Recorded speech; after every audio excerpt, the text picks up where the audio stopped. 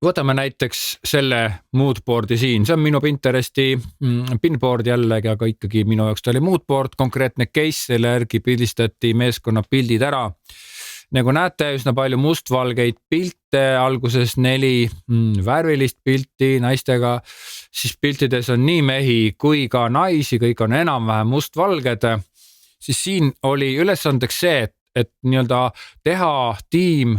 nagu olemasolevatest piltidest soliidsemaks, teha soliidsem look. Ja see soliidne look ei olnud ka sugugi mitte iseenesest mõistetav, vaid see oli üks idee, kuidas tõsta esile ühe ettevõtte tegevusvaldkonnas tegutsemist ja see polegi sugugi niimoodi, et igaüks meist tahaks olla ägedam, kihvtim, parem, vaid see peab olema ka kontseptsiooniga siuke soliidsus, kontseptsiooniga soliidsus. Siin on siis alguses 4 pilti, nagu te näete, ja siin puhul olid nad siis väljendasid seda, et mismoodi inimene vaatab. Kuidas ta vaatab? Ta suhtleb kaameraga, vahet pole, milline on tema see hoiak, siis ta suhtleb kaameraga ja see oli siin tunnussõnaks, et see suhtlus, ta suhtleb kaameraga, et väga lihtne on teha siukest pilti ja sa jumala eest ei vaata kaamerasse, teiselt poolt on jälle mõnus teha minul moodboardi ja panna siia mingi maailmakuulust näitleja, kelle pilk juba ise üksinda ütleb midagi väga palju ja samas sa paned tavalise inimese seda sama poosi tegema ja tema pilk jääb kuidagi siuke ebakindel, nõrk ja ta ei ütle mitte midagi. Nii et siin oli eesmärgiks, et soliidne, aga kõigepealt me rääkisime sellest, et peab vaatama kaamerasse ja kuidas vaatama kaamerasse, siin oli väga palju erinevaid nii-öelda nüansse, mida me siit veel edasi rääkisime. Siis tuli see soliidsus ja meestele ülikond või midagi ülikonnalaadset. Mustvalge pildi puhul oli siin ka mingisuguseid nüansse, ma vaatan, kus ma leian siin, näiteks selle pildi puhul on siis see pilt tegelikult ei ole mustvalge, aga ta mõjub mustvalgena, et see oli üks võimalik variant, mida me koosolekul lihtsalt arutasime siin sama lugu, et kuidas lips on värviline ja nägu on värviline, kõik muu just kui on mustvalge, tegelikult ei ole mustvalge, see särk on ikka õrnalt sinakas ja mulle see nägu väga ei meeldi, aga see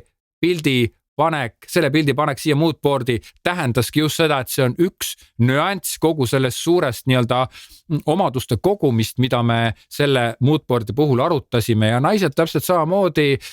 Küsimus oli väga palju ka sellest, et kuidas soliidset pilti teha niimoodi, et pilt ei tuleks siuke stone face, siuke tuim jörm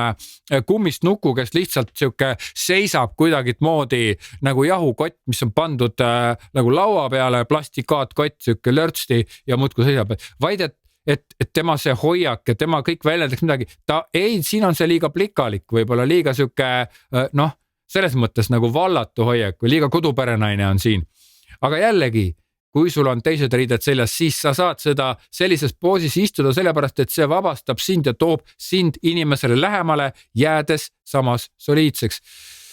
Vaatleme siin veel meeste, naiste pilte, siin jah, mis selga panna, eks ole, prillid on väga okei, mingi ehe ka okei, aga samas ta ei mõju kuidagi liiga palju, siukese liiga ära ehituna. Siin ka sama lugu, et tal on see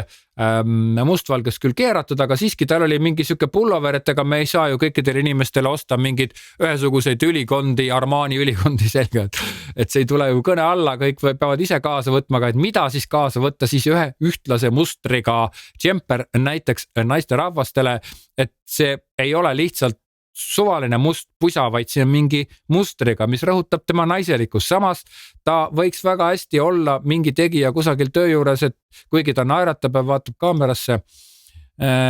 mis me siit veel oskame välja tuua. Siin jah, juuksed ja asjad ja jälle see kaamerasse vaatamine ja see, et on pintsak küll seljas, aga kuidagi see juuksed ja see üldine look jätab sellise mulje, et ta on küll ametlik, aga sa tahaksid temaga suhelda, ta ei mõju liiga kõrgilt. Siin oli kusagil ka üks selline pilt, mis oli ka liiga siuke. Aga see selleks, igal pildil siin jällegi on oma tähendus. Ma rääkisin pikad lood juurde, vaatasime kõik need pildid läbi.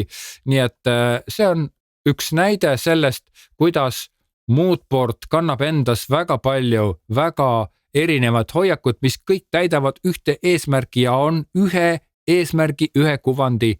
nüansid.